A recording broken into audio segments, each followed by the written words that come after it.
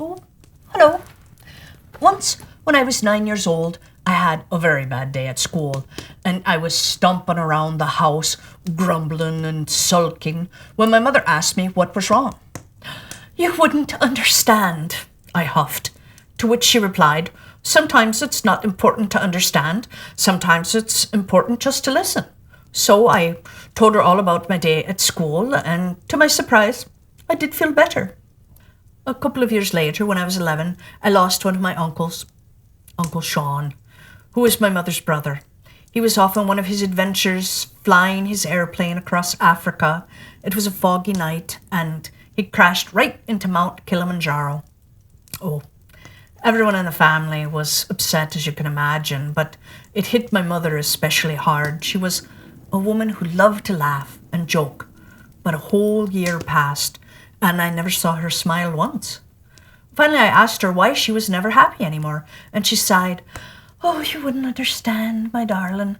To which I replied, "Sometimes it's not important to understand, sometimes it's important just to listen." So we sat and we talked, and she told me all about her brother, about what he'd meant to her, and how they'd had a big fight the night before he left for Africa. She talked and she talked, and I just listened.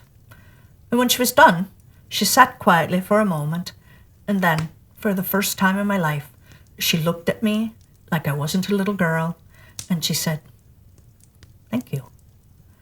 And then we went to bed. And when I awoke the next morning, the sun was shining, and my mother had already made a breakfast of pancakes, bacon, and gooseberry muffins. Sometimes it's hard to know what other people are feeling. This is a story about a young woman, a wife and a mother, and the secrets of her very special day. It's called A Pair of Silk Stockings by Kate Chopin. Little Mrs. Summers one day found herself the unexpected possessor of $15. It seemed to her a very large amount of money, and the way in which it stuffed and bulged her worn-out old purse gave her a feeling of importance such as she had not enjoyed for years.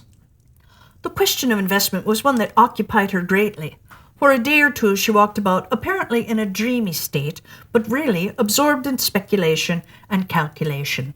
She did not wish to act hastily, to do anything she might afterward regret, but it was during the still hours of the night, when she lay awake revolving plans in her mind, that she seemed to see her way clearly toward a proper and judicious use of the money.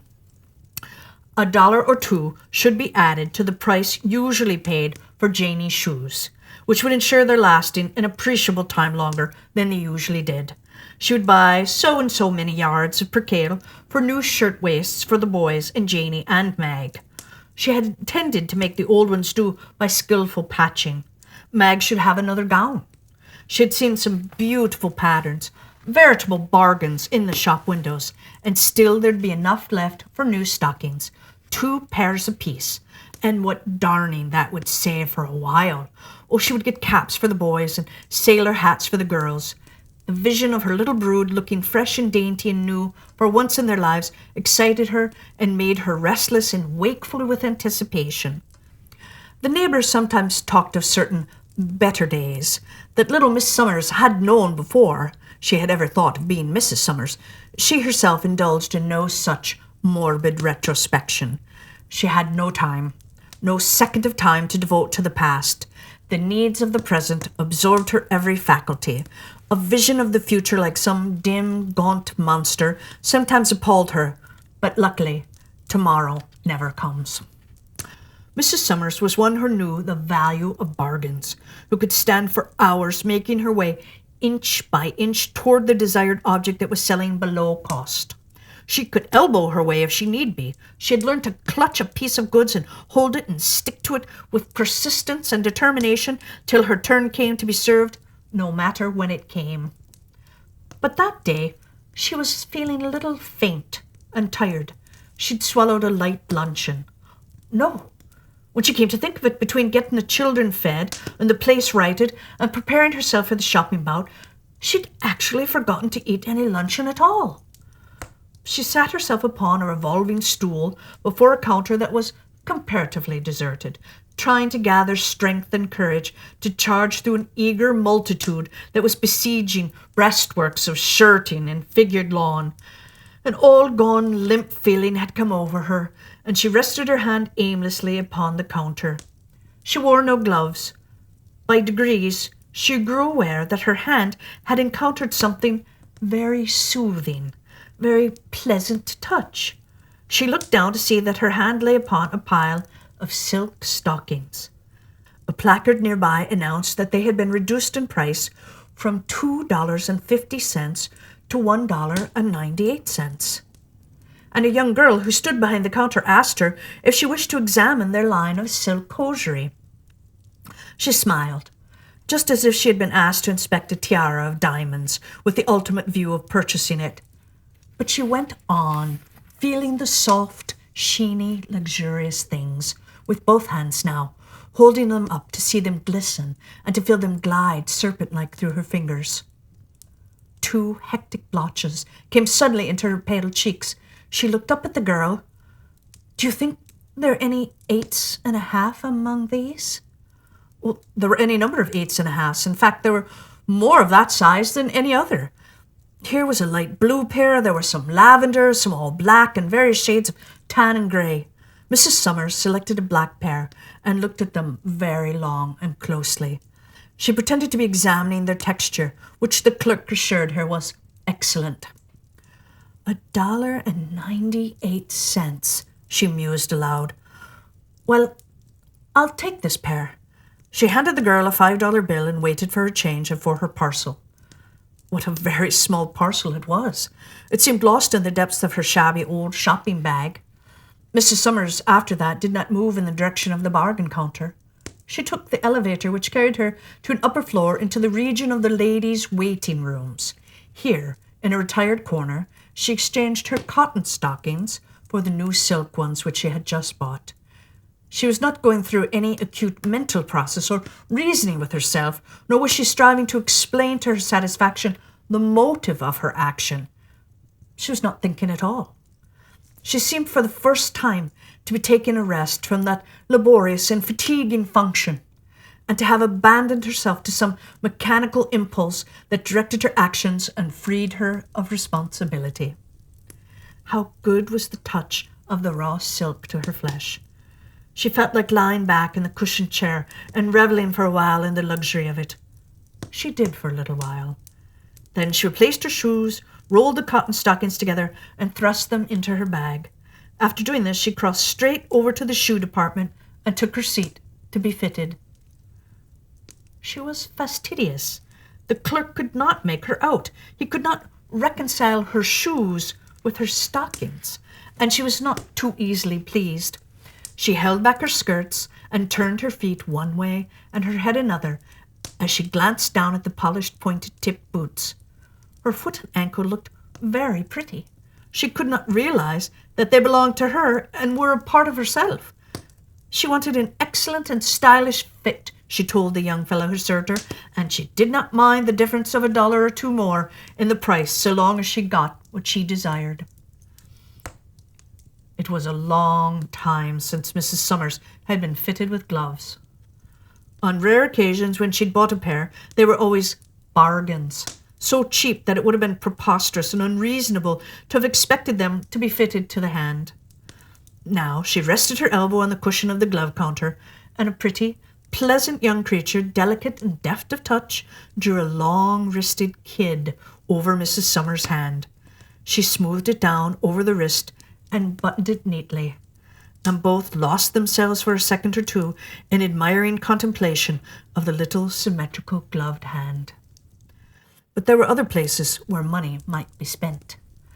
There were books and magazines piled up in the window of a stall a few places down the street. Mrs. Summers bought 2 high-priced magazines, such as she had been accustomed to read in the days when she had been accustomed to other pleasant things. She carried them without wrapping. As well as she could, she lifted her skirts at the crossing. Her stockings and boots and well-fitting gloves had worked miracles in her bearing, had given her a feeling of assurance, a sense of belonging to the well-dressed multitude. She was very hungry. Another time she would have stilled the cravings for food until reaching her own home, where she would have brewed herself a cup of tea and taken a snack of anything that was available. But the impulse that was guiding her would not suffer her to entertain any such thought. There was a restaurant at the corner. She had never entered its doors. From the outside, she had sometimes caught glimpses of spotless damask and shining crystal and soft-stepping waiters serving people of fashion. When she entered, her appearance created no surprise, no consternation, as she had half feared it might. She seated herself at a small table alone, and an attentive waiter at once approached to take her order. She did not want a profusion. She craved a nice and tasty bite, a half-dozen blue points, a plump chop with cress, something sweet, a creme frappé, for instance, a glass of Rhine wine, and after all, a small cup of black coffee.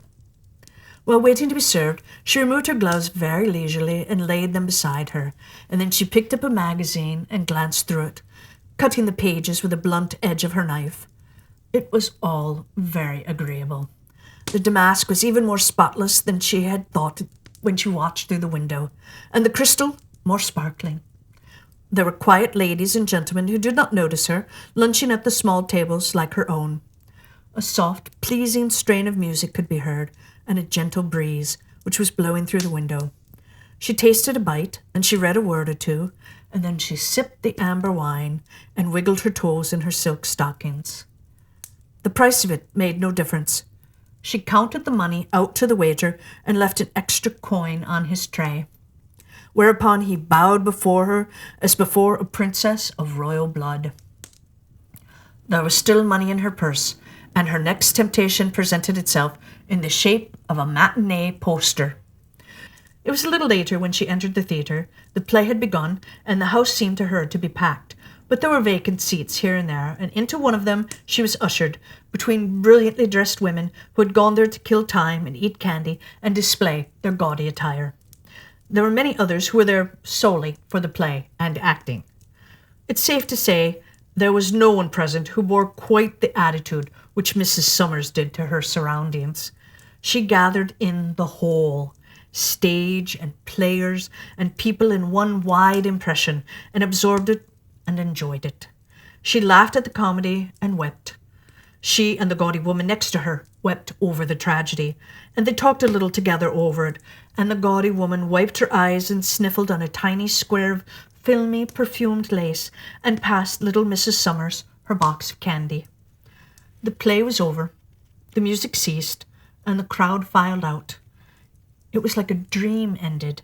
People scattered in all directions. Mrs. Summers went to the corner and waited for the cable car. A man with keen eyes, who sat opposite to her, seemed to like the study of her small, pale face. It puzzled him to decipher what he saw there. In truth, he saw nothing unless he were wizard enough to detect a poignant wish, a powerful longing that the cable car would never stop anywhere, but go on and on with her forever.